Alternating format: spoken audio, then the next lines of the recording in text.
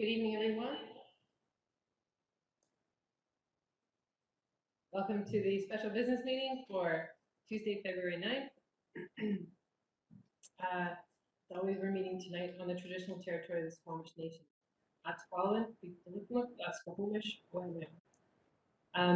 motion to adopt the agenda. Moved by Councillor French, seconded by Councillor Pettengill. Any opposed? Motion carries. Ministerial Order M192. The district is ensuring openness, transparency, accessibility, and accountability at this meeting by the following means. The meeting is being live streamed.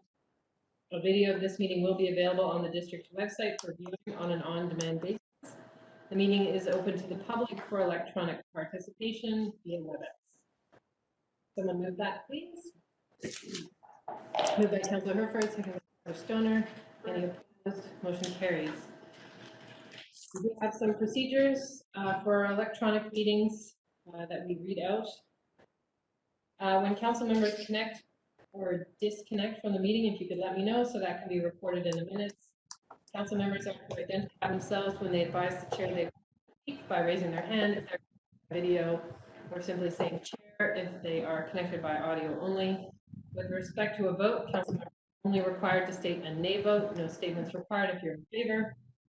Council members, please keep your telephone or computer unless it is your turn to speak. That goes for staff as any participants at tonight's public hearing. Council members will be involved in and participate in the meeting. If you're having any technical difficulties, councils, please text the corporate officer so that we can get you some support. If the connection issues are, we'll recess the meeting for up to 10 minutes. To fix any technical difficulties, get everyone reconnected. We haven't had really any big issues with before, but if we do, just be patient and we'll get it. So with that, we do have a public hearing this evening. This is for amendment bylaw for Loggers East Neighborhood Plan number 2798-2020. I'll read the opening statement. And I'm going to go over to Councillor Herford. Thank you. I have two things really quick. We're getting some clipping on the audio, which I don't know if someone's not muted, but that wasn't my main reason for for raising my hand. I'd like to declare a conflict on this topic. My business has been approached to bid to supply e-bikes to one of the affected landowners as part of their potential development. This puts me in a financial conflict, and for this reason, I will be recusing myself from further discussion on the topic at this meeting, as I did at the last meeting that this was discussed. So with that, I bid you good evening.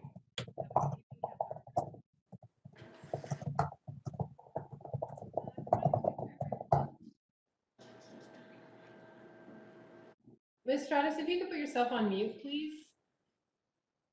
Just till I get through my written statement.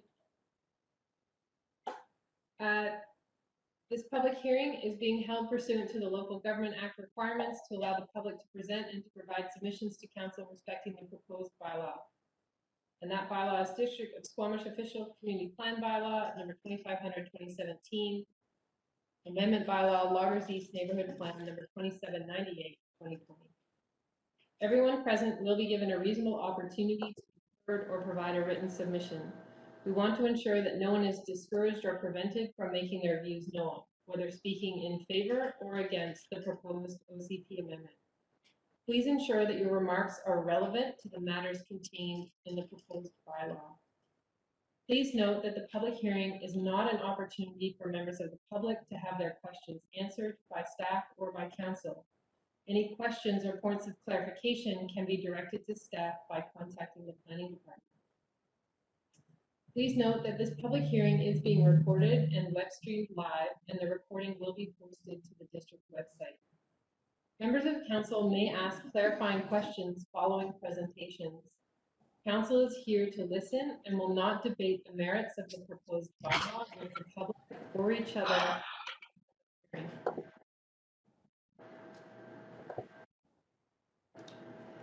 Up to and as part of this hearing, the public has had the opportunity to make submissions to council. If any submissions were received, they are available for review and comment and have been included as part of staff's report. Any submissions received after the agenda was published have been added to the electronic agenda and to the electronic public hearing package available on the district website. Any submissions made during the hearing can be reviewed during the hearing by viewing the electronic agenda. Submissions will be uploaded by staff as they are received. I will now ask the planning department to outline what the bylaw is proposing.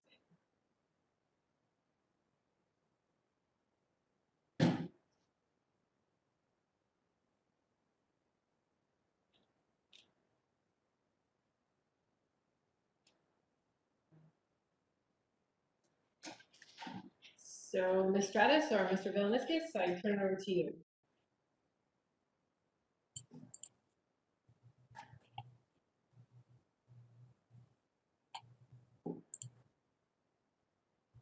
Thank you, Mayor. Ms. Stratus has the presentation, so maybe I can ask the host to pass the presenter ball to Ms. Stratus.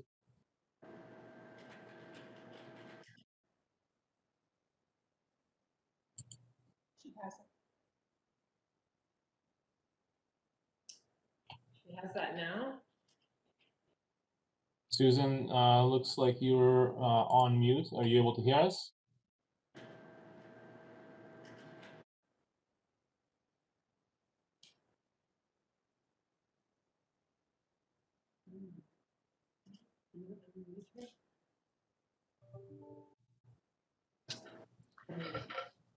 Ms. Stratus, can you hear us?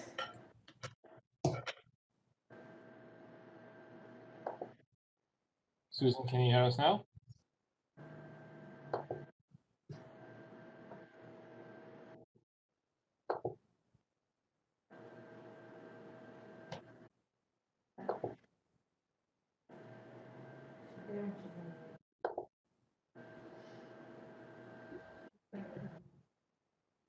Maybe we could take a couple of minute break and make sure that Susan is able to operate.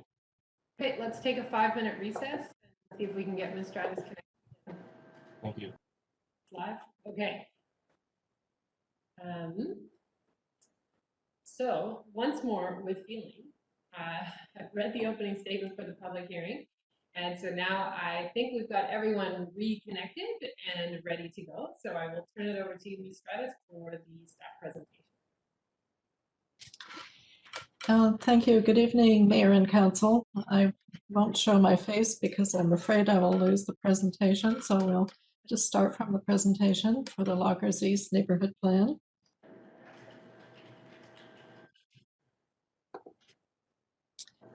The purpose tonight is to provide an overview of the Lockers Neighborhood Plan policies and the planning process that has brought us to the public hearing tonight. The Loggers East Plan area is located east of Loggers Lane and extends between Raven Drive at the north to include Finch Drive and Robin Drive to the south. The current planning context in the official community plan is in place for this neighborhood, and currently the area is designated residential in the OCP, the area colored yellow, with surrounding parks, recreation and greenway, and industrial uses both to the north and south, and a fairly large conservation area to the east.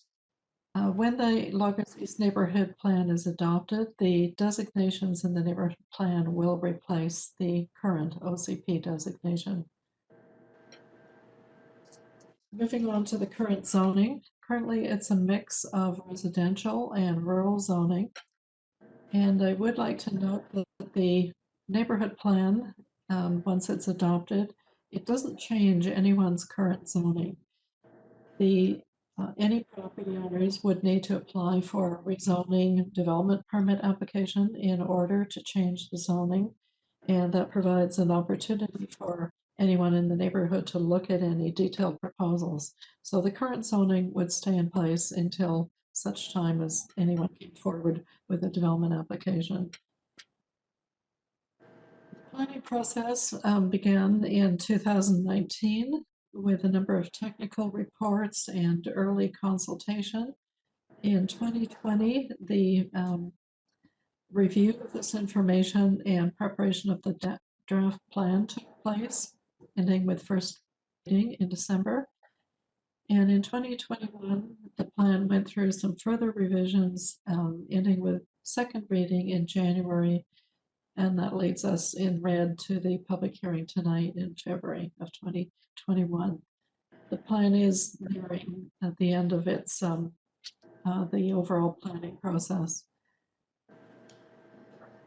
I won't read through these, but there have been 2 rounds of public input, early engagement in 2019, engagement on the draft plan in 2020, and tonight, the public hearing.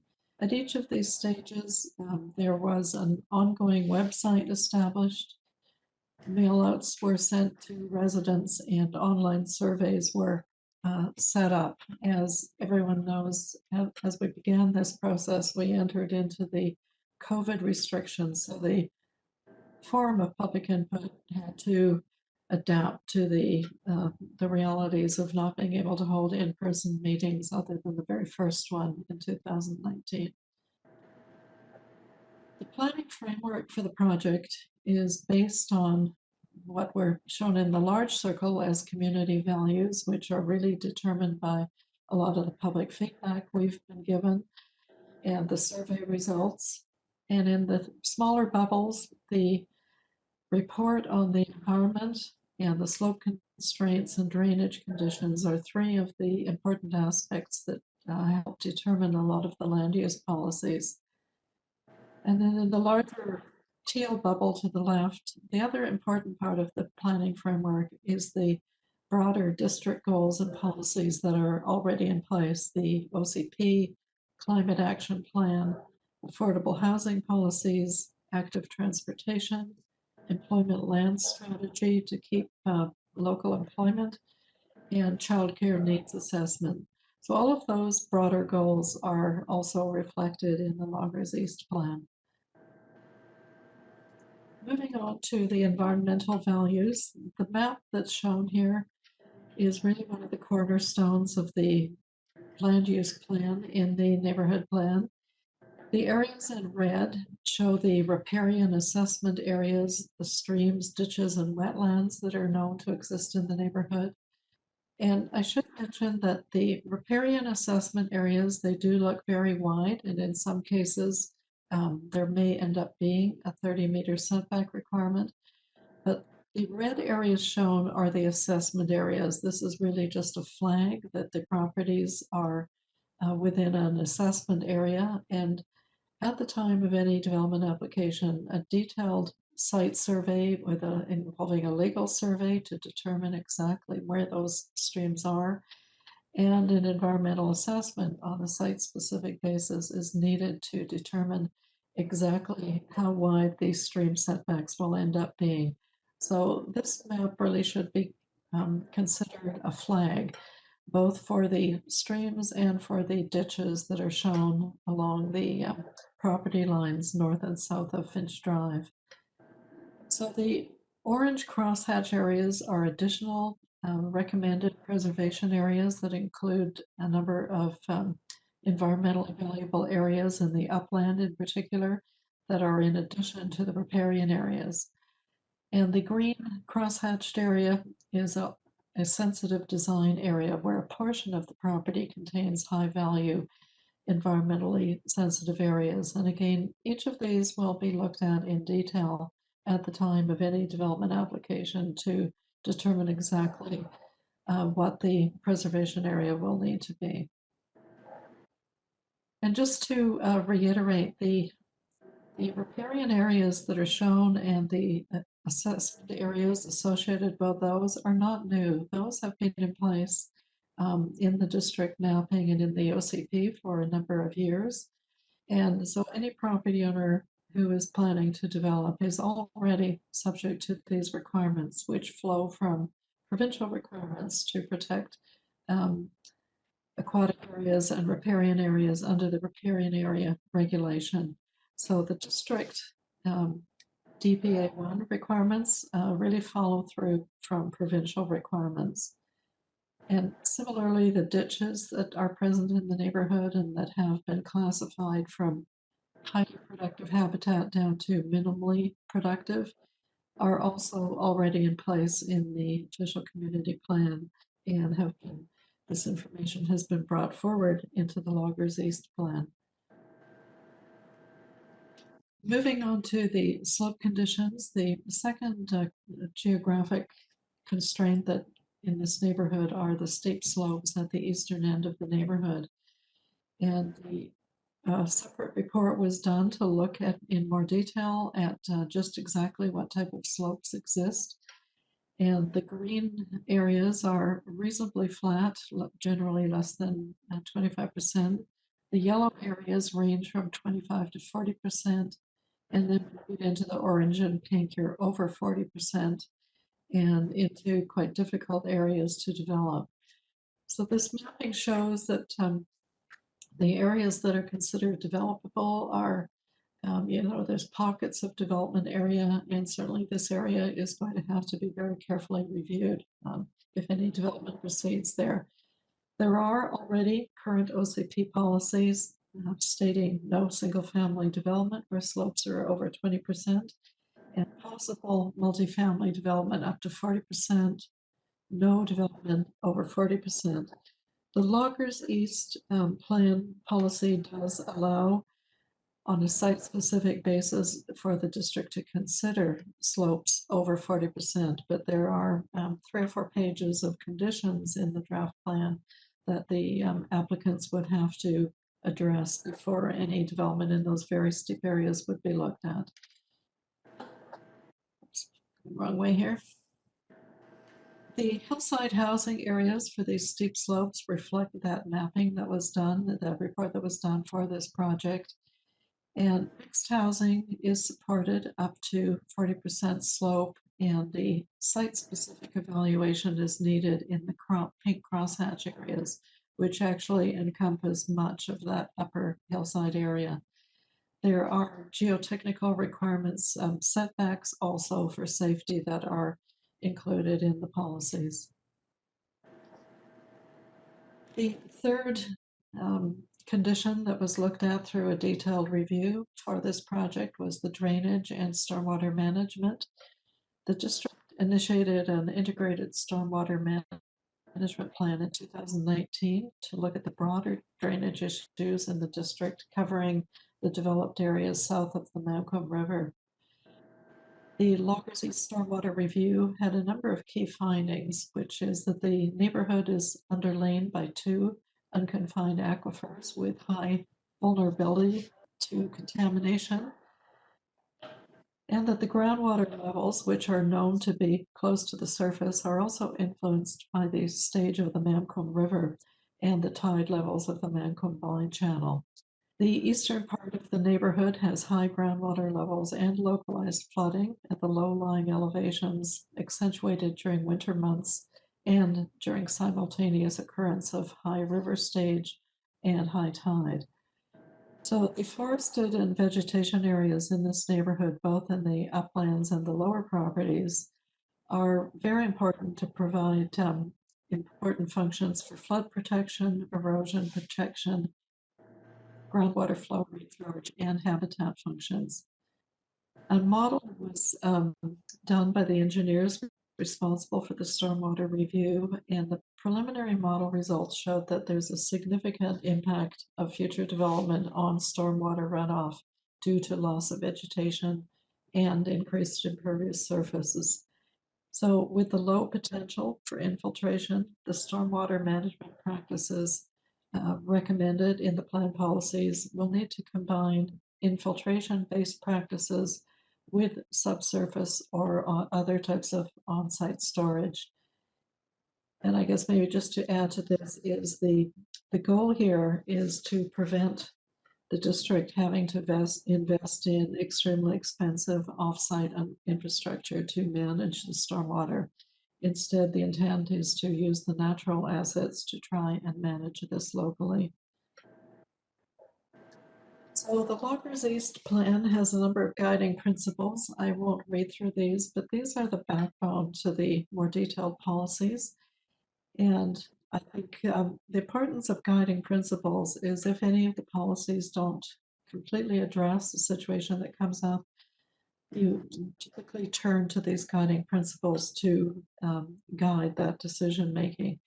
So principles are based on preserving the natural assets, having a mix of uses, preserving stormwater drainage capacity through minimizing your hard surface and building footprints, allowing for local food production and agriculture. Employment lands, one of the important policy areas is to retain and expand lands for use by industry and commercial uses and ensure that local jobs are growing along with the population growth. Further point is creating a walkable and well-connected neighborhood by prioritizing active transportation connections over vehicle movements, providing a diverse mix of housing types and providing neighborhood amenities that we know are needed in this neighborhood. And finally, building to respond to climate change, which is an overall district goal. So that leads us to the proposed land use plan, and there are 5 categories of land use proposed, starting on the east side.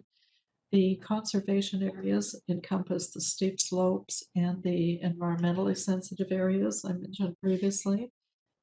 The hillside housing areas, there are 3 blobs that have potential for development within those blobs, and those are going to have to be looked at in detail through individual geotechnical and environmental assessments to see exactly what can be developed in those areas. The rural low-density multifamily designation allows for a mix of rural uses and multifamily, and I should mention the hillside housing area also allows for a mix of different housing forms. The mixed-use development, or MUD in the darker purple color, is a mix of commercial, light industrial, and upper story housing that is recommended along parts of Loggers Lane and Finch Drive. And then at the general industrial designation, the lighter purple toward the bottom of the screen, it allows for a mix of medium and light industrial, but without the residential component that is described for mixed use. So just to reiterate, the habitat protection areas and conservation areas and the hillside housing designations, the exact areas to be developed will change, likely when you get down to the stage of an individual development application and the technical reports that are required. Just looking at the neighborhood overall, there's 44 hectares of land in this neighborhood, and the first circle at the bottom of this table shows that it's almost split 50-50 between lands that we believe are suitable for development and areas to be conserved for environmental protection or steep slopes. So about half the land is potentially developable. If that land were to be developed under plan policies, there could be roughly 1,000 additional units of housing developed here. And just rounding off the numbers, that would be an equivalent of an additional 2,500 new residents in the neighborhood. So there is a fairly substantial potential for development, even though the development densities that we are recommending are lower than typically found elsewhere. The other main point of this plan is the community amenity priorities, and the future residential development is based on a density bonus structure if certain community amenities are provided. So the list of community amenities here for reference is food production lands, affordable rental housing, childcare facilities, affordable smaller homes, neighborhood park and open space that is publicly accessible, pocket parks on the frontage, trails that provide connections to this neighborhood because currently they're quite very long block lengths. Rural uses that are of benefit to the wider community. Additional lands for habitat restoration above the DPA1 requirements, and low carbon net zero construction methods.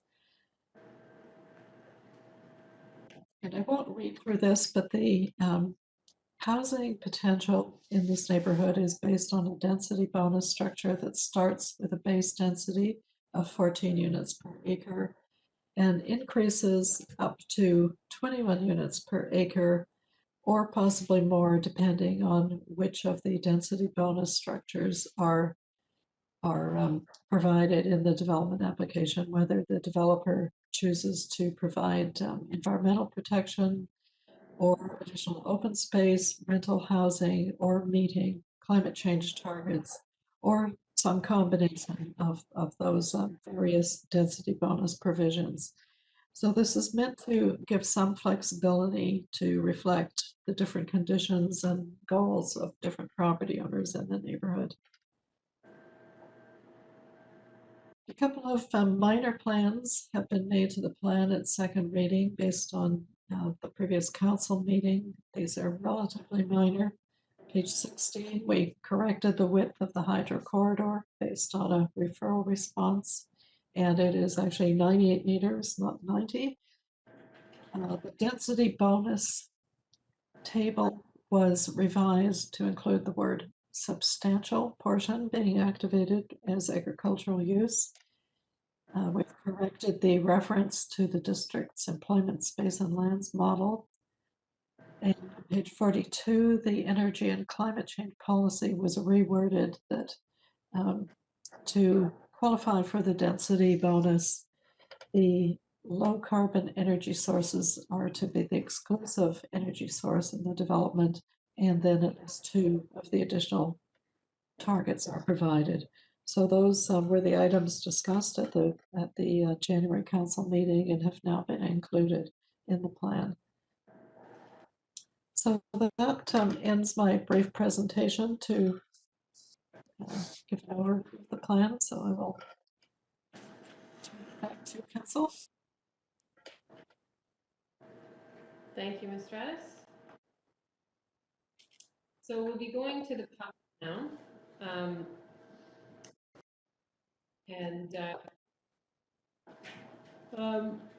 Details to participate via telephone or WebEx are displayed on the screen, or were, and will be in a moment. For those who have logged in from your computer or are watching a live stream of the meeting, instructions are also included on the District of Squamish website. In order to get on the speakers list, if you are on the telephone, you would raise your hand, so to speak, by dialing *3. Or if you're on WebEx, on your computer or cell phone, you open up the participant panel and click on the hand icon. Please note that there will be a moderator who will communicate with speakers.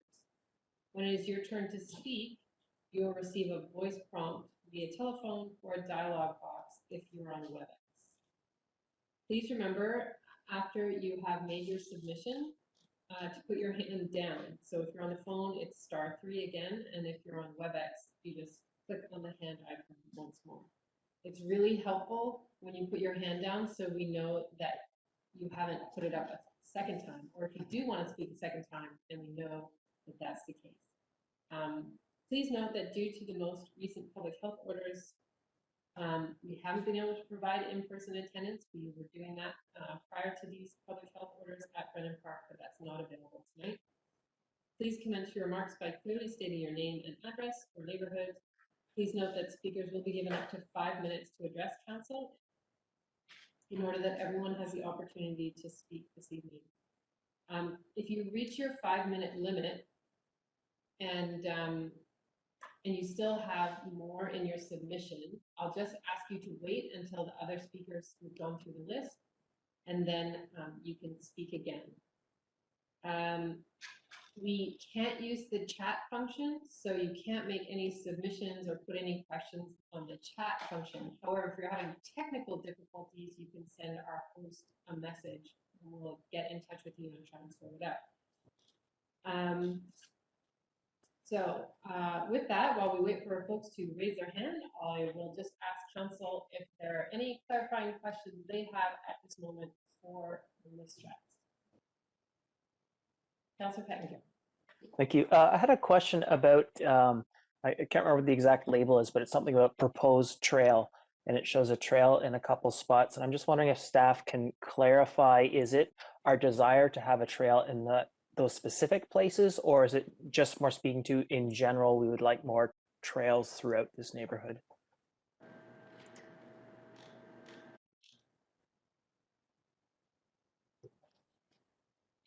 Through the chair, there is policy wording that goes along with the map that shows the potential trails to indicate these are just conceptual.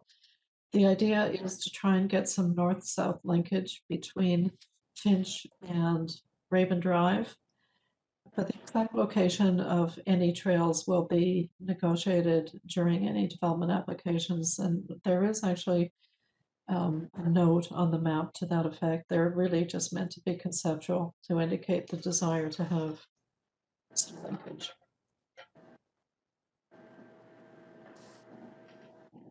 Any follow-up, Councilor Pettinger? No, that's good for now. Thank you. Thank you. Councilor Anderson. Yes, on the same topic of the proposed trails or tentative trails, there is one in the plan indicated for the BC Hydro right-of-way. And the wording under 5.67 states that subject to approval from BC Hydro, additional trail connections should be provided. Ms. Stratus, could you confirm that this proposed trail is of the same status? It is conceptual, because there could well be some real hardship issues for a couple of these properties. So it should be provided. How can we interpret this, or how might it be interpreted in future? Through the chair, I guess in general in plan policy, you would normally distinguish between the words should and shall. So shall is kind of a mandatory policy, and should is always a softer policy, more of a goal of something you're hoping to do. But you're correct, it should be interpreted as being conceptual only, because it's really unknown what kind of negotiations would be needed with BC Hydro as to whether they would permit the trail and whether property owners, there's two conditions with the BC Hydro corridor. Parts of it go through Crown land, parts of it go through private land. So any linkages through private land would need to be negotiated during a development application. And in any case, BC Hydro always has the final say about trails. They do generally support trail development, but that's kind of a general principle, and it really has to be looked at on each individual application to see how it might play out. Thank you. Any other hands at this point? I just wanted to clarify one thing. We had a submission that came in that said that single family wasn't allowed, single family homes, but in your presentation it talks about affordable smaller homes, and the plan refers to cottages, tiny homes. And so I just wondered if you could clarify where and how a single family home might fit into this.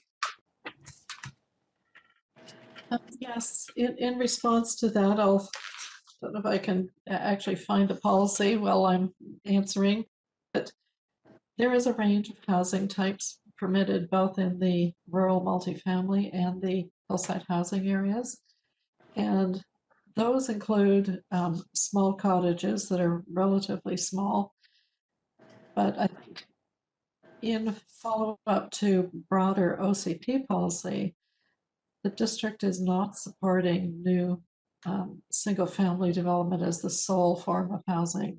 For instance, a large, purely single-family subdivision would not be supported under these policies, but a mix of housing types that might include tiny homes or smaller homes on small lots would be supported as part of that mix.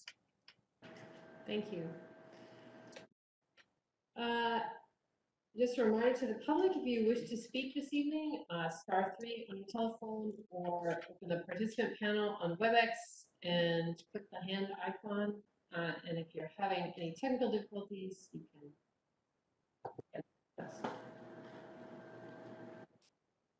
Moderator, do we have anybody on hold? We don't have any hands raised. Um, Here we go.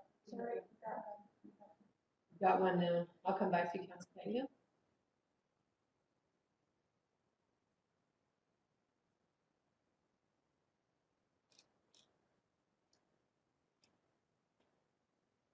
So we're going to go to a WebEx caller, and we have Guillaume on the line, and we're going to ask you to state your name and address for the record, and you have 5 minutes to address council. Please go ahead.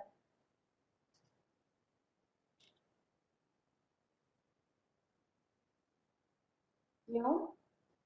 Oh, yeah, sorry. I was just wondering a little bit about the part of the general industrial. Record, Is please. it? Excuse me? Could you please state your name and your address or neighborhood for the? Oh, yeah, sorry. Guillaume Tremblay. It's a 1006 Finch Drive. I live here. As just yeah, what I was wondering is the about the general industrial part of things. When we specify, because there's already quite a few industry around here, and where anyways, with the way things are right now, it's really hard to be living and with these industry around these houses. So I was wondering, like, when you talk about general industrial, what kind of industrial you guys are planning to add up to already existing industrial that's in around this neighborhood? So Guillaume, if you've got any other comments, you could share those now. We don't answer questions while people are making submissions. Did you have any other comments on the neighborhood plan? No. Okay, thank you for that. We have another caller. Another caller. Our next caller is Andrea Purton. Andrea, you please state your name and address for the record. You have 5 minutes to address council, and you can go ahead now, please. Oops. Andrea Purton at 1038 Finch Drive. And my only comment is I think this is a very well thought out plan. I really appreciate the different uses in the area, I think, and I just wanted to express my approval. Thank you very much. Go next to, I think it's Yvonne Martins. Yvonne, please state your name and address for the record, and you have 5 minutes to address council. Please go ahead. Hello? Hello. Oh, hi. We're actually here as a family, and this is Fernanda Martins, and our address is 1027 Finch Drive. I'm hoping that the written submissions that we've provided are actually going to be considered, that it's not just the last voices you hear today.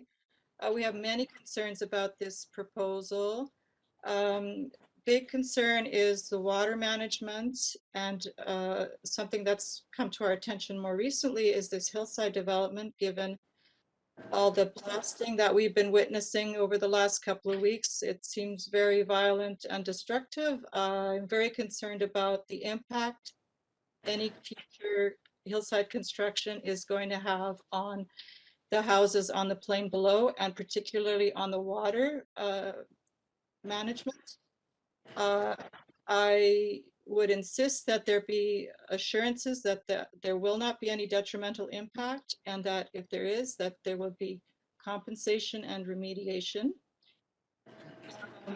We've mentioned before our concerns about the ditch systems that the pioneers of this area were required to install to maintain an appropriate water level of our properties.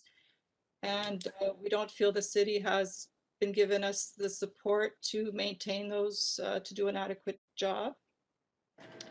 We're very concerned about the co-opting of land for things like trails to come through private property. We're concerned about the seemingly unilateral designation of riparian and high habitat product areas, which we really were not aware of. Suddenly, we have a thin strip of property that we have the ability to develop.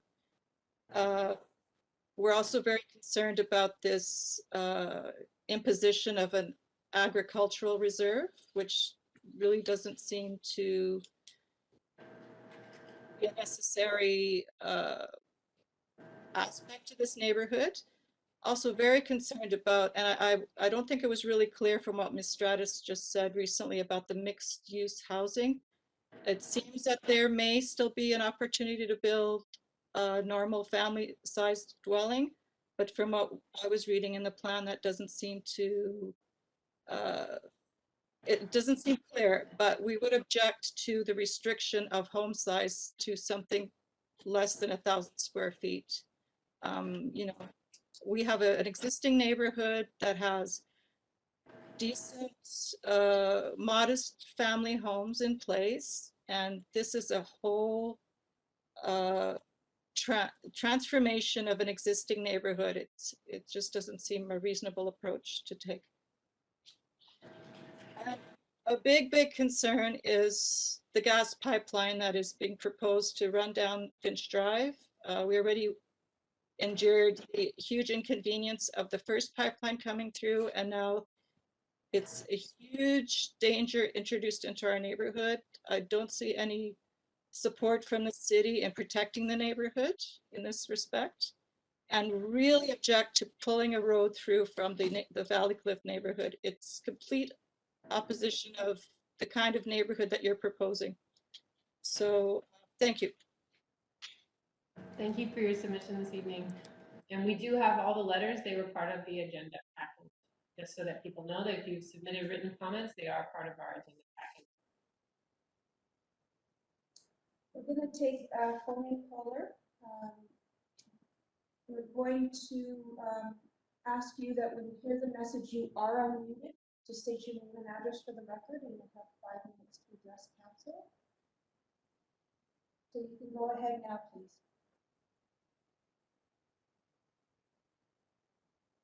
Hello, this is Aaron Christensen of 39007 Kingfisher Road. Mayor and Council, can you hear me? Yes, we can. Go ahead. Hi. Yeah. So I've written, sort of submitted my concerns or our concerns. My family and I moved to the newly constructed neighborhood, which was then the Maples, now Ravenwood, and my immediate concern is the properties that will potentially be built to the south of us, across the road on Finch. As such, I guess my biggest concern is one of the elevation of the proposed property. Any buildings that would potentially cast a shadow, given that it's directly to the south of us, I believe has the potential for a huge impact on the value of our home and property.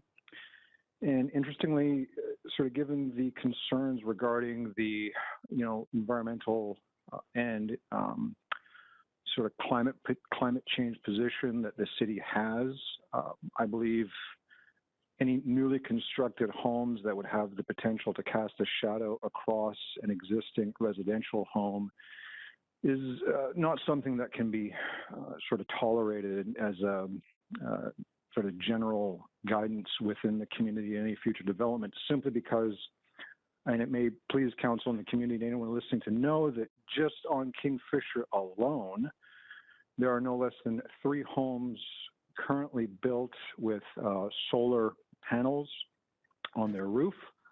I believe this trend is something that will only grow and continue in the future. Perhaps myself or a future owner of our property would consider having photovoltaic panels on the roof of our home.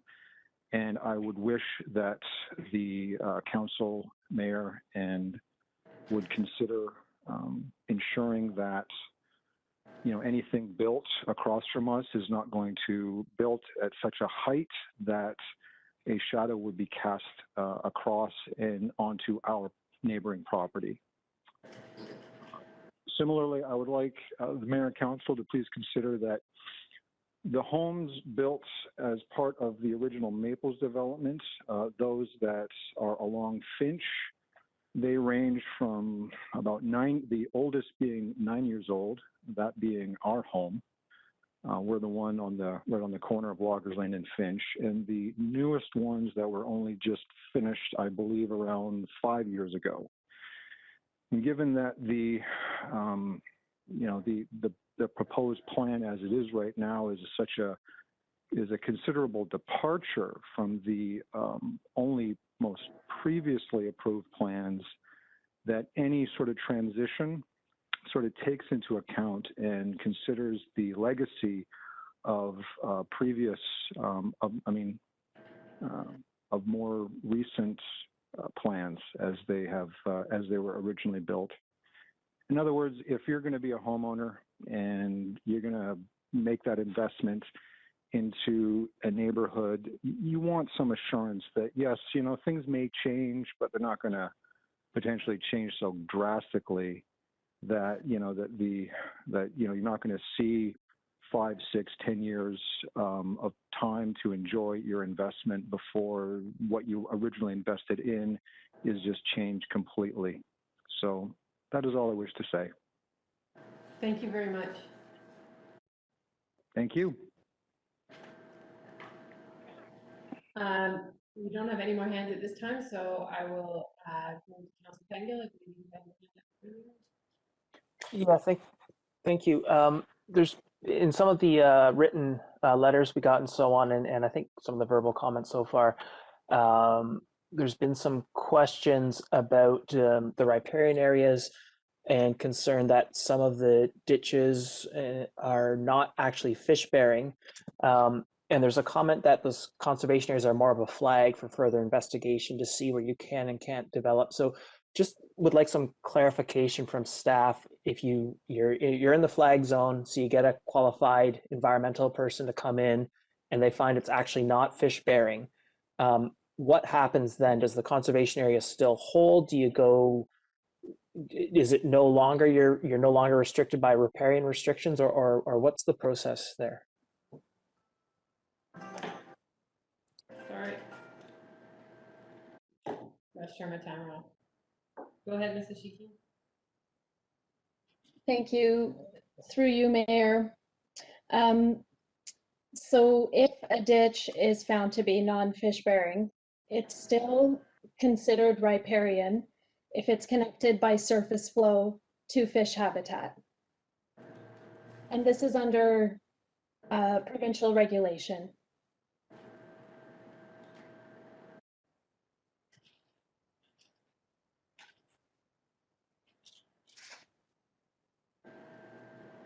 Okay, so you basically still, all the sort of normal rules, the qualified environmental professional would do the whatever typical assessments they would do with the province that may have some consideration, the amount of fish that aren't there, but it's not like you can ignore it. It's still basically the same sort of issues you're dealing with.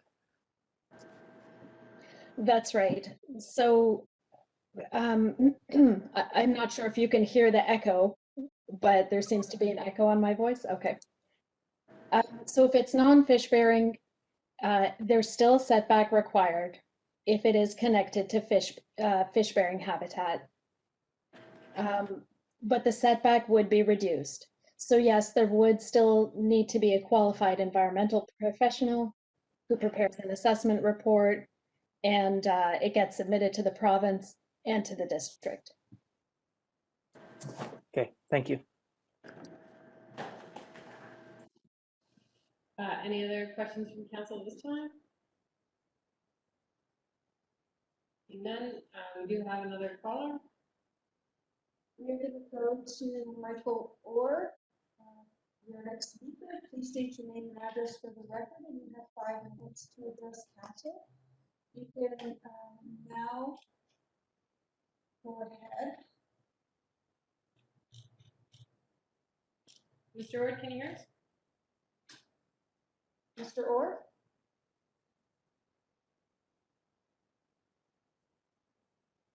Michael, you there?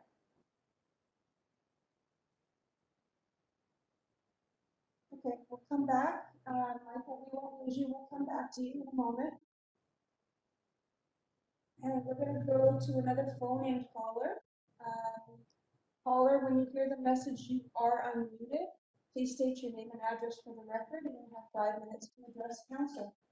Please go ahead.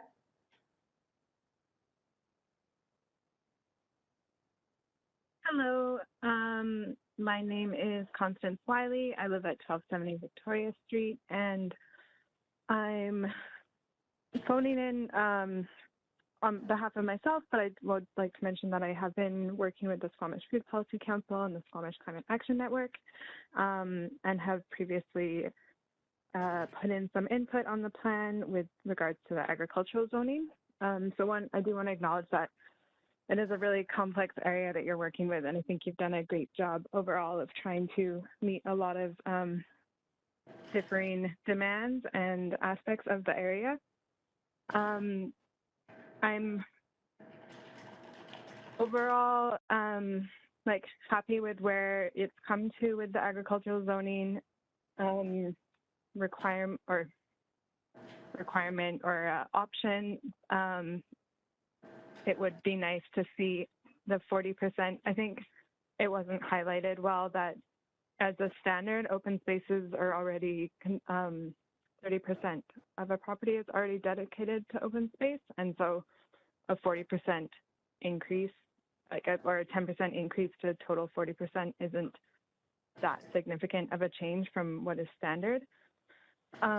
But aside from that, the main point I just wanted to make was that I'm slightly concerned still that by the definition of what agricultural uses are, and that currently it includes equestrian and dog kennels. And while I acknowledge that those are activities that are already happening in the area and I think are important to support the continued use of, I don't think they should be included in the agricultural zoning. And that's what I'd like to share. Thank you. Thank you. Ms. Wiley? We're going to go back to Mr. Ord and see if we can make a connection there. Mr. Ord, would you like to try again?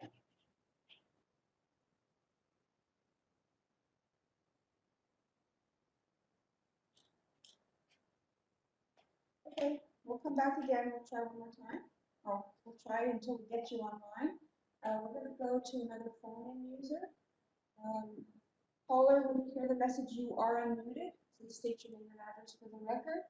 We have 5 minutes to address council, and you can go ahead now, please.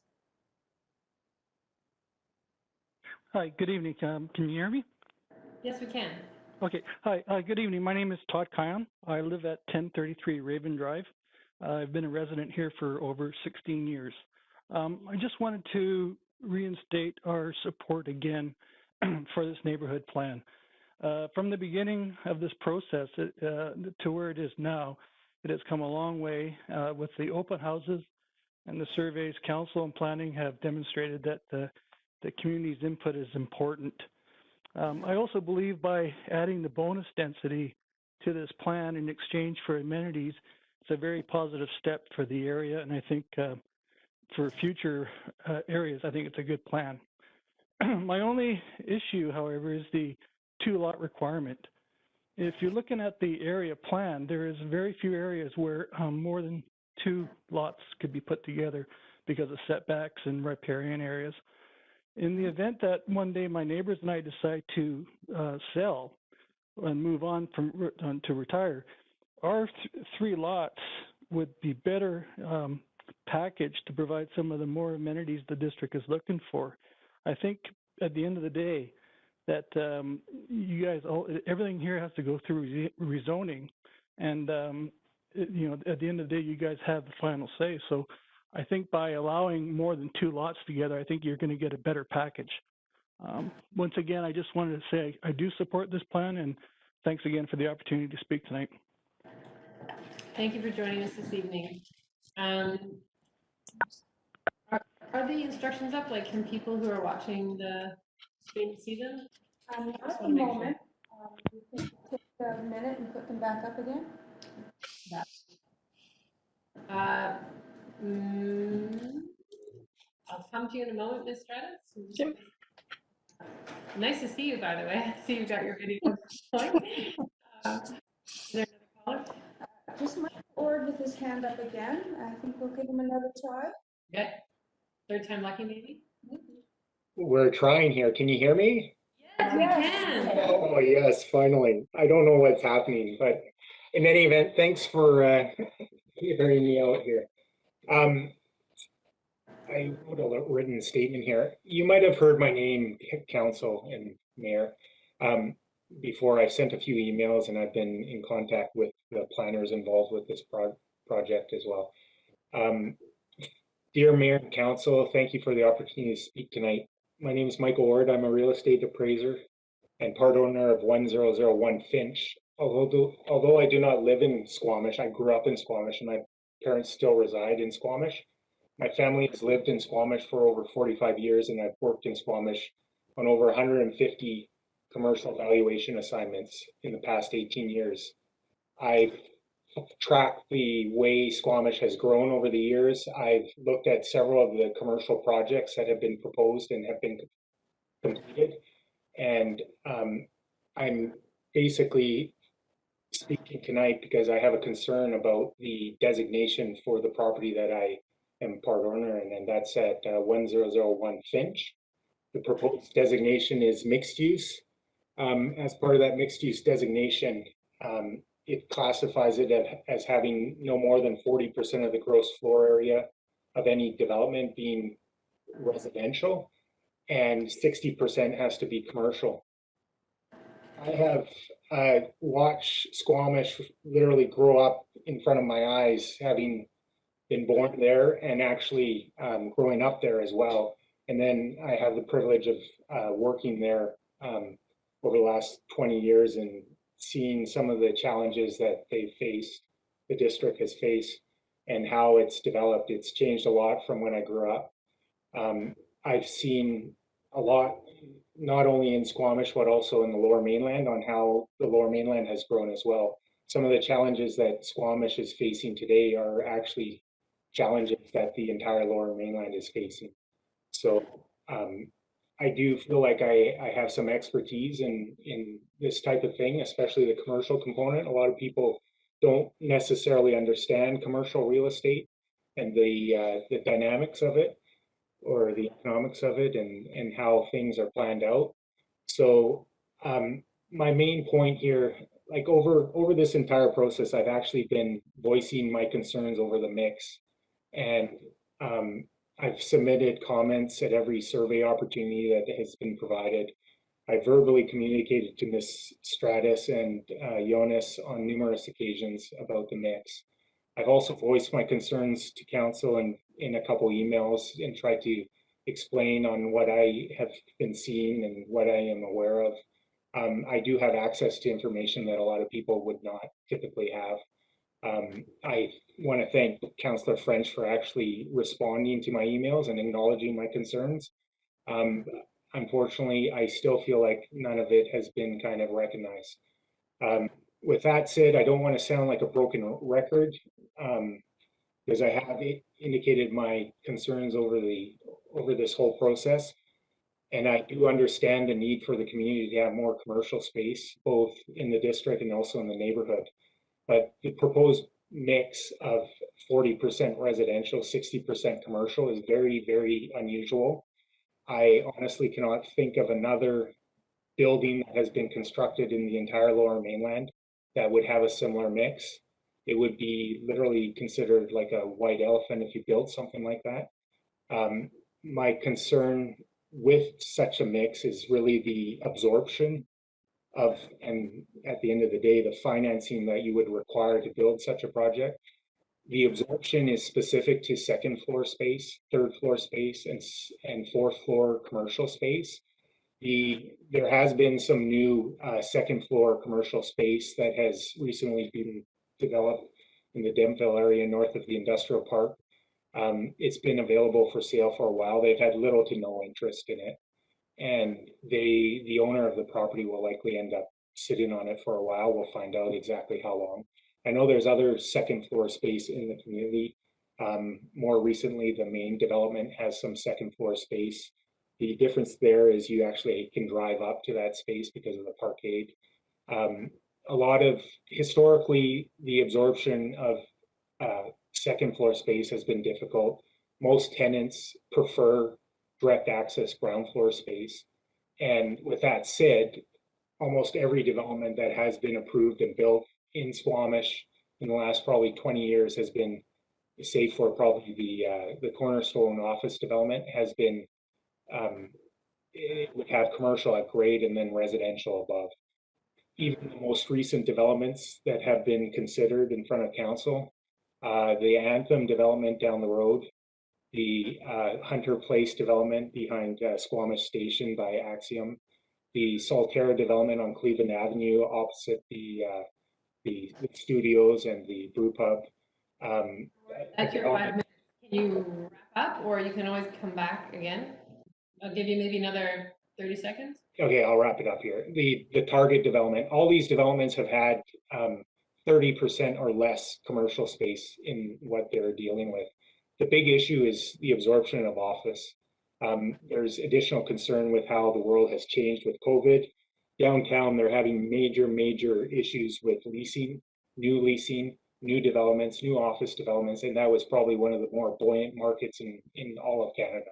So I'm hoping that council will hopefully reconsider this mix. I think 25%, which would be one floor, ground floor retail, is more than reasonable. And hopefully I can be heard to some extent. I feel like I do know what I'm talking about. I've seen this I've been working in this profession for over 20 years. So thank you very much. And I might talk a little bit later too. Thanks. Okay, thank you. We're gonna go next to Pauline Jan. Pauline, please state your name and address for the record, and you have 5 minutes to address council. Yes, my name is Colleen. Go ahead. Go ahead, Pauline. Okay. There you go. Okay. Colleen Jan at 39091 Kingfisher Road. I would like to support what Michael Ord has just said and take it even a little bit further, that based on the whole plan that has been shown and given what the neighborhood is, as one of the other residents has said, that we have bought homes in a residential neighborhood and invested our money in that the whole mixed use aspect period is the one of most contention, because we need to support our downtown. We don't need the traffic. And we, as it already is busy, and if you're concerned about climate and things like that, we want to minimize the type of traffic going through this area already. And we can use our businesses and support those downtown. This is a residential area. And the other thing I would like to also express my concern about, in support of the other lady that spoke, is the severe concern about the water tables in the environment, that whole sort of geotechnical aspect of the plan as well. Because as the building and blasting and everything else continues, I mean, since the water's tables and all the concerns with the tides in the river and everything else happens too, we see along Kingfisher here, all of our drain, our drain tanks keep getting, higher and higher and flood, and some of our neighbors have their backyards flooding. So, the congestion and again, the more density that is added is only going to make these situations worse. So I hope all of these things are considered moving forward. Thank you very much. Thank you for your submission. We currently don't have any hands raised at the moment. Are there any questions of clarification, council? That's okay, yeah. Thank you. There's a few things in terms of climate incentives, and we've adjusted those. There's also been some comments about the Fortis pipeline, and they have a proposed location, but it's not set yet. So I'm just wondering, this is an OCP amendment. If it passes as proposed, what is our ability to go and require greater climate mitigation or, for example, lower density along the pipeline route as these things unfold? Do we have discretion to adjust things either way in the context of the zoning, or are we really quite constrained because this would be an OCP amendment?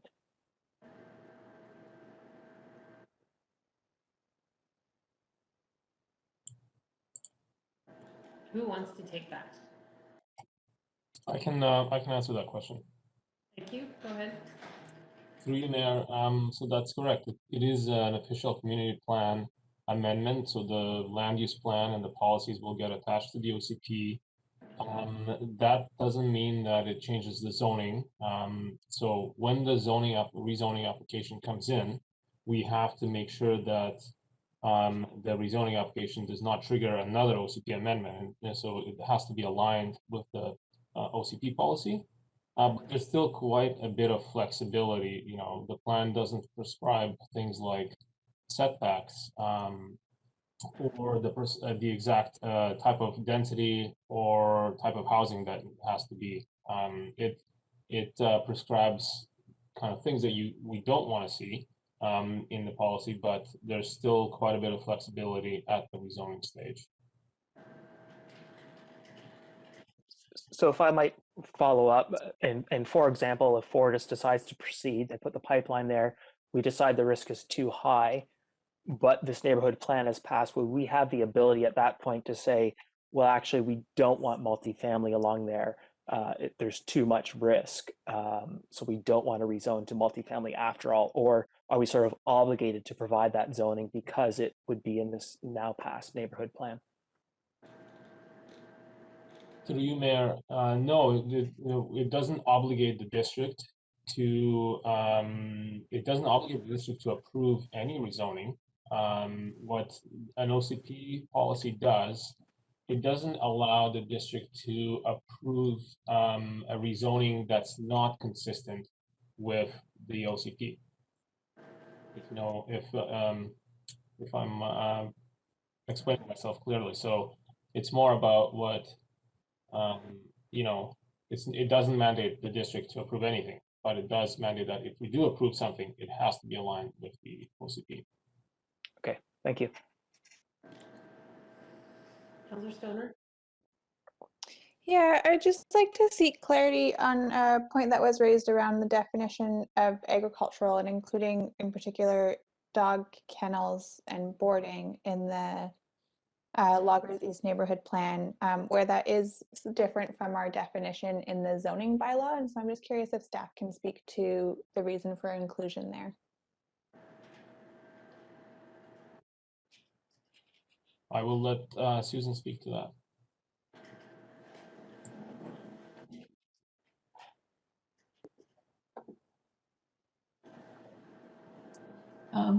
Thank you. Through the mayor. That is an unusual policy that is different than the zoning definition, but I think what we were trying to do was recognize that these are valued parts of the rural neighborhood currently. So the types of uses that are supported here are somewhat different than the zoning bylaw definition to reflect that. There's not many areas in the district where people can have equestrian uses or dog kennels currently without, going substantially out of town. So that was really what was included to recognize those uses have been part of the neighborhood.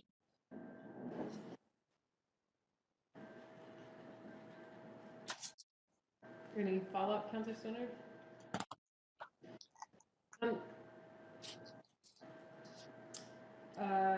One of the questions was, in our mixed-use development area, we talk about this split of 40%, 60%, and you can make it 50-50 residential, commercial, if you build purpose-built rental housing. But one piece of feedback that we received late last year, was that if CMHC is going to support purpose-built housing, then not more than 30% of the building can be non-residential. And I'm wondering if we took this into account and how we're putting together the percentages in the mixed-use development area. Mr. Vilnius? Thank you. Yes, that is a good point, and we have known about this finance requirement that CMHC has for the last couple of years. I have to say that, you know, when we make land use recommendations, they're not mainly based in the kind of financing that is available at that point in time. But we did make a slight change in the plan. I don't remember if it was after first or second reading, to make sure that those mixed use areas, they're not limited to one building. So if somebody was going for that density bonus option, these are larger properties. You could split out the project into, you know, a purely commercial building, and then a building that is either, you know, mostly residential or has that kind of mix that meets the CMHC threshold. It's a bit more difficult to finance, but it's definitely possible. Okay, thanks for that. And then I guess the other thing I just wanted to clarify is the policy speaks to a 2-lot consolidation limit, but also then includes a caveat that should a future developer be able to show a real benefit or additional benefit to the community, and that they can make the case for more than 2 lots. Is that written into the plan? That is correct. So that's a good point of clarity, that the policy is not supportive of any property being consolidated into more than 3 properties being, or more than 2 properties being consolidated. But it doesn't prevent that. It does directly speak to that. It's possibility when there's environmental benefits, when there's site planning benefits, and when there's community amenity benefits. So I think it just says that if you're going to consolidate more than 2 lots, there is going to be a higher threshold or really good rationale that will be required, because we don't want this area to be consolidated in 4 different parcels that will create fairly large development footprints. Thank you. Mayor Elliott, we do have a couple of hands still up from some previous speakers, so I'd like to check with Colleen Jan and Michael Orr whether you want to speak again. And if you could just send me a quick chat and let me know, but other than that, we have no hands up. Yeah. So if you don't want to speak again, go in and take your hand down. Participant panel, just click on the hand icon again.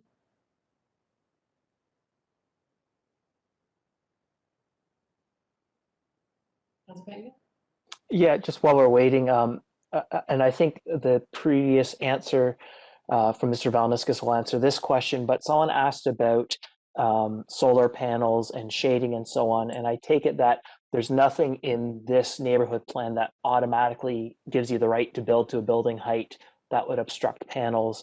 That is something that we would consider possibly in the context of new policy at zoning or at a later date, and that's there's no sort of automatic ability to do that because of this plan. Is that correct?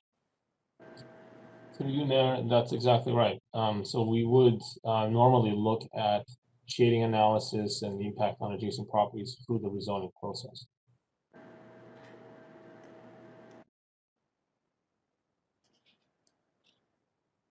Okay. No more hands? No more hands. Ms. Stratus, you had your hand up earlier, and then I went to a caller. I just wanted to check in with you and make sure that we hadn't missed anything.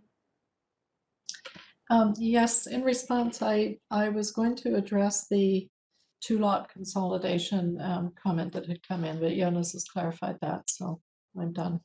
Thanks.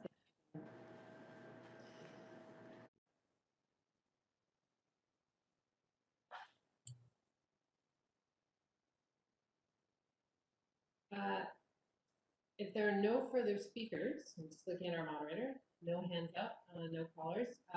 Council, you did get some emails through the evening of additional comments that came in. So please be aware of that.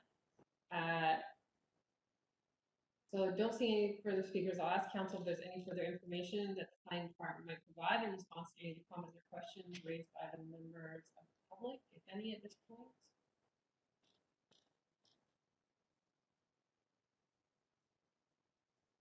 Okay, I don't see any hands from council. So now that I've heard from everyone on the speakers list, it's a requirement that I ask 3 times if there is anyone else who wishes to speak before we can close the public hearing. And once I do that, then people can't make any further submissions to council on this topic. Any further questions or comments would have to go through staff. So if you have anything else you want to say this evening, now's the time to do it. So here I go. I'm going to ask 3 times. So again, on WebEx, the hand icon, on the phone, *3. For the first time, is there anyone else who wants to speak or make a submission this evening to council?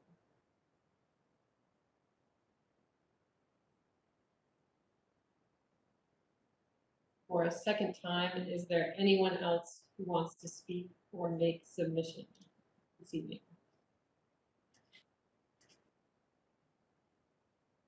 For a third and final time, is there anyone else who wants to speak or make a submission? I'm just going to get our moderator to scroll through the list, make sure we haven't missed anyone. Don't see any hands.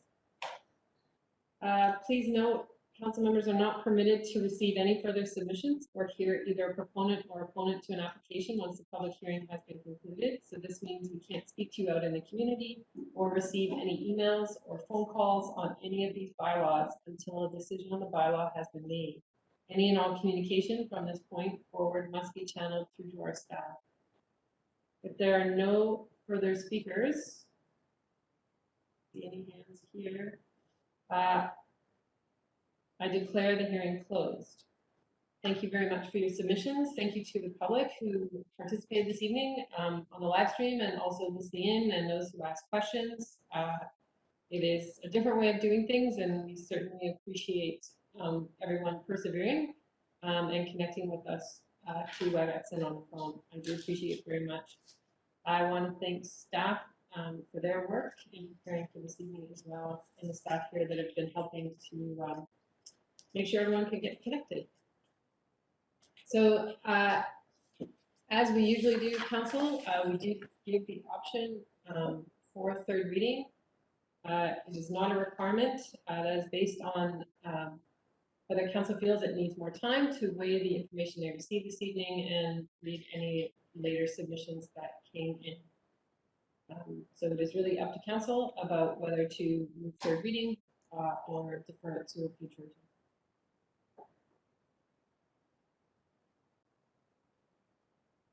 Councilor Riggs?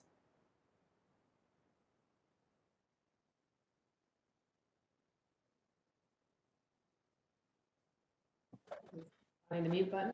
You got it? Got it. Found it. Thank you. I'll move third reading. I'll speak to it if it's seconded. Is there a seconder for third reading? I was seconded by Councilor French.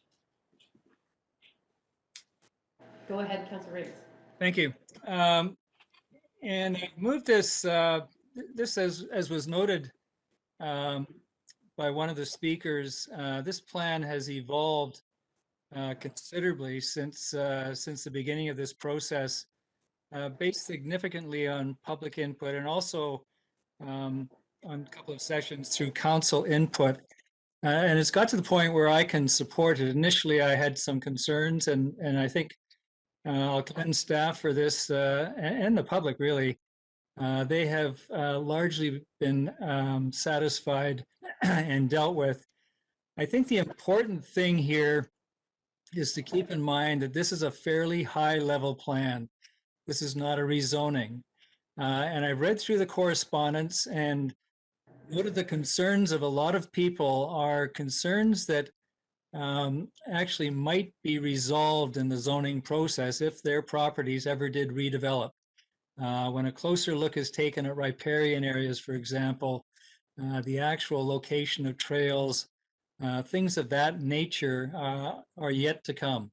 And so I think really, as Ms. Stratus stated, the riparian areas that are shaded on the maps, those are really just areas that are going to be looked at, but that is not the final boundary of those areas. This is the goal of this plan, from my perspective, is to introduce density into this area. It is an area that is central in the community, close to services, close to downtown, close to recreation. And it is the kind of area that you do want to promote development generally. But we, I think, have to acknowledge its rural existence at the moment. And as Ms. Stratus pointed out, this is not the most density compared to some other areas in the community that are redeveloping. It is, from my perspective, a gentle form of density, if there is such a thing. And I think it is a good mix for the future. 50% of it still will be undeveloped, and the part that is will be developed at a rather lower density than other parts of the community. I think that's a good compromise given our goals, and so I am supporting third reading. Thank you. Thank you, Councillor Race. Councillor French. Thanks, Chair. First, I acknowledge the good work that has gone into this plan. The plan was created through a pandemic, as we all know, which delayed the plan and challenged our consultation process. Staff members, consultant stakeholders, and residents involved in the process did a great job of doing the hard work of shaping this plan, despite having to social distance and fight through video conference fatigue, and all while sticking to regular hand washing regimes. So, as is the case with most complex issues like this one, some people got some of what they were hoping for, while also having to accept that some of the things they wanted aren't in the plan. And while it isn't exactly what I envisioned for the neighborhood, I'm excited that the Loggers East neighborhood plan that we have arrived at specifically identifies tiny homes as an acceptable housing form for the area. And I also support the open spaces initiative and the agricultural potential for this area, an area that traditionally has had agricultural uses that maybe have faded a little in recent years.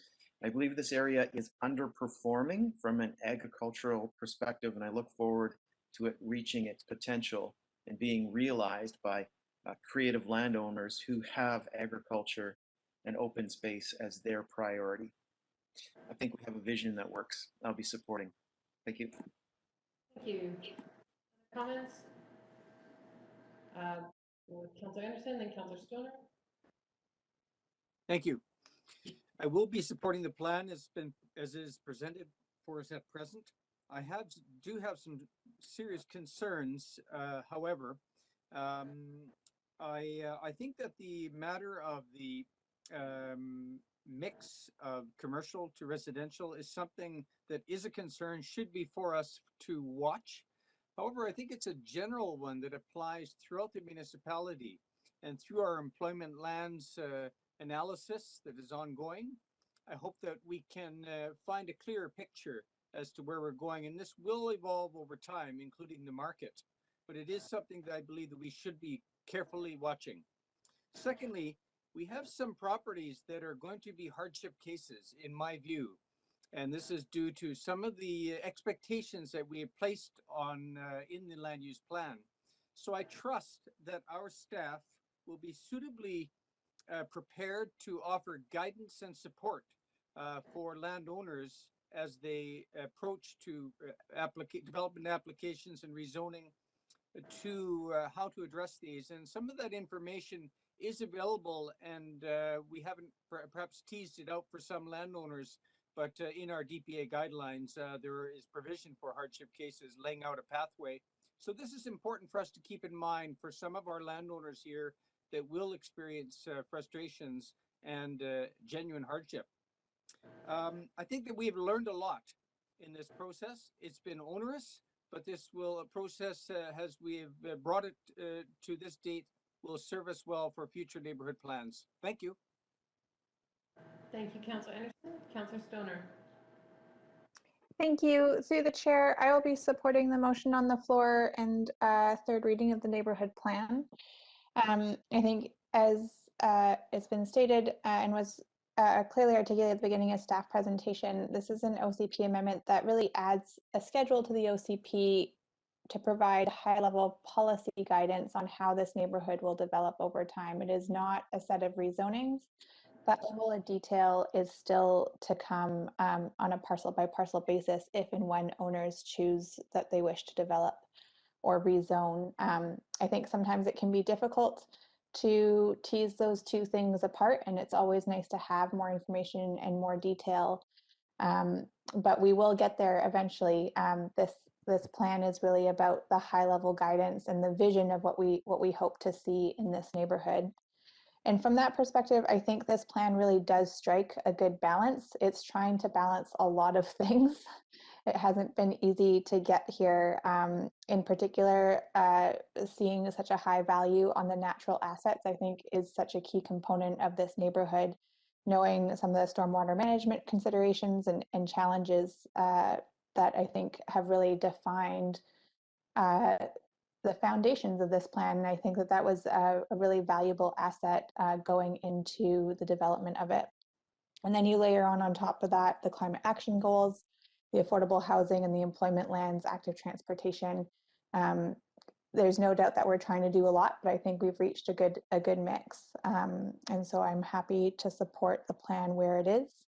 I do have some concerns about continuing to include equestrian uses and dog kennels in the zone, or sorry, not in the agricultural definition of the plan. But I do think that there's probably some leverage there in the zoning bylaw as well as we move forward on a site-by-site basis. I also want to recognize some of the challenges that Councillor Anderson just brought up in terms of the percentage of mixed use residential versus commercial in the mixed use development zone. I think the MUD zones more generally is something that we're learning by doing across the district. And so similar to Councillor Anderson, I'm curious to see how this evolves over time and the feasibility of it. I do think that there are some provisions in there that staff have alluded to through their presentation that will hopefully alleviate some of the concerns that were mentioned by some of our speakers this evening, such as being able to break apart those percentages into different buildings. But we'll definitely have to look closely at the feasibility of that over time. Otherwise, happy to support third reading. Thank you. Thank you, Councillor Pettingill.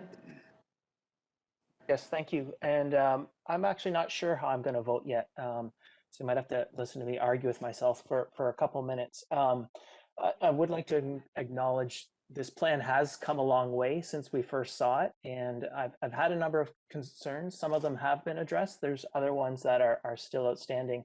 I'm not someone that's afraid to take a tough decision, but I also like to ruminate and think on things. And so I am feeling a bit rushed at the moment.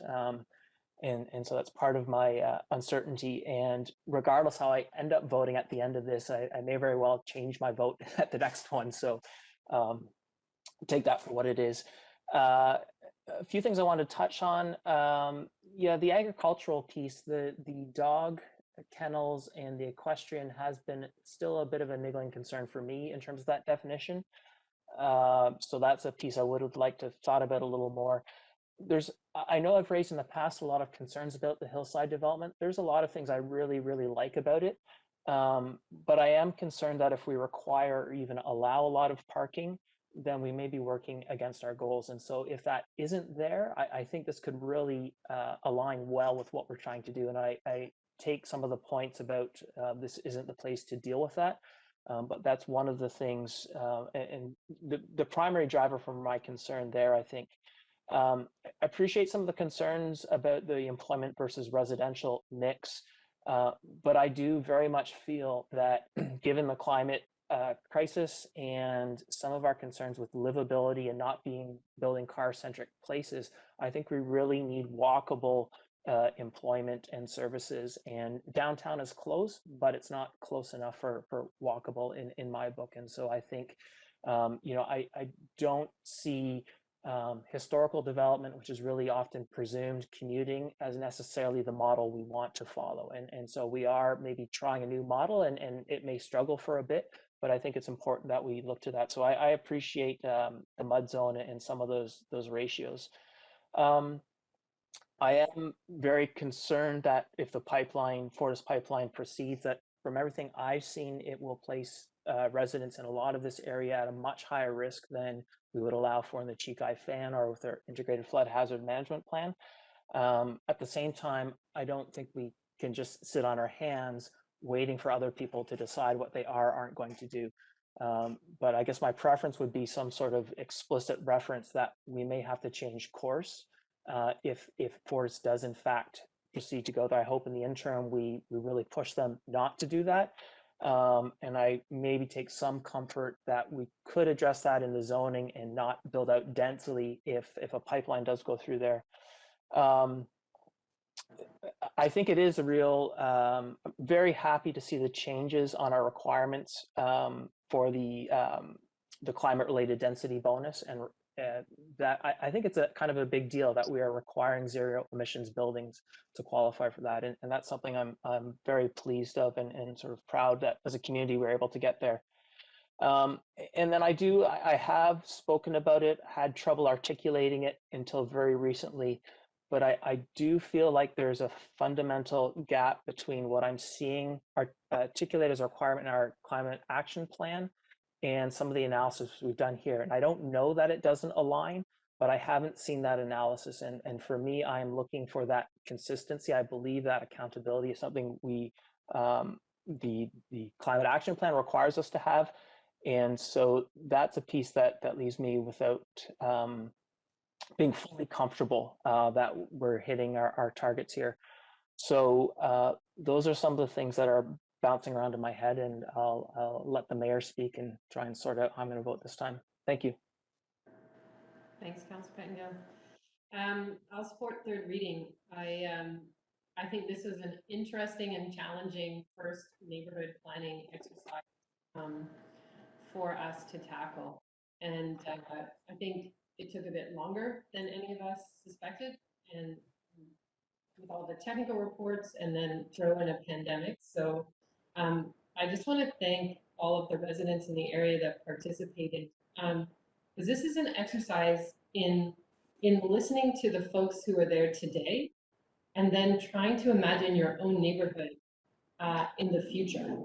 And sometimes your own desires and wants today might not align with what it needs to be in the future to accommodate growth and to accommodate climate change. And so I really appreciate the openness of the folks in the community that came to the open houses and filled in the surveys and worked with our staff as the plan evolved. And I appreciate that openness and the dialogue that came from that. So that was really appreciated. I think that every proposal that comes forward in this neighborhood will have its own unique characteristics and constraints. And so I think it's important for folks to see this OCP amendment as sort of like the background of a painting. All we've done is sort of shade in the sky and the ground and maybe a few trees, but really the detail comes at the rezoning stage. And that's where we really have to look at the constraints of each lot, its relationship to the existing neighborhood around it, and what's required. And, I think there's flexibility baked into the neighborhood plan as it's written, but also some consistency about what goes into creating a more climate friendly and walkable and accessible community that's not just based on people living there and then commuting elsewhere for their jobs. So I think the hillside housing is going to have a challenge in showing that is active transportation friendly, but I look forward to seeing the proposals out of there. I think that people are worried by the term general industrial, but when I look at the definitions there, I see a mix of light and medium industrial uses, which is land we need, and a lot of those lots there are quite constrained. And so I think that there is an opportunity for light manufacturing or artisan workshops, that sort of thing, that would be a real benefit to the community, and make sense there. And I agree with my colleagues. I think the mixed use development areas are challenging because they're being asked to deliver a lot in terms of community amenities and housing and light industrial. And again, each lot is going to have to look at what's available to it and propose something workable for each of those sites. So again, I think that's a dialogue with staff and this council or future councils as these laws develop. It's challenging. I know people mentioned the Fortis pipeline. There's not a lot of local government jurisdiction when it comes to utilities like Fortis, but we are in dialogue with Fortis and will continue to do so about where and how they're situating the pipe to our community. I think staff have done a great job getting this done through the pandemic. And I think it's important for us to sit down and reflect on what we learned from this experience and take those sort of best practices and things that work really well into the next neighborhood plan and fix maybe what we wish we had done better. And so hopefully we can reach back out to the folks that have helped contribute to this one for a bit of feedback. But I think that would be a valuable conversation to have as a council with our staff and the community at some point before we get too far down the road on the next one. So I will support third reading, and with that, hopefully Councillor Pettengill has made up his mind because I'm going to call the question. All those opposed? Motion carries unanimously. Thank you, everyone, and have a great evening. So, motion to terminate. Moved by Councillor Stoner, French. Any opposed? Motion carries. Thanks, everyone.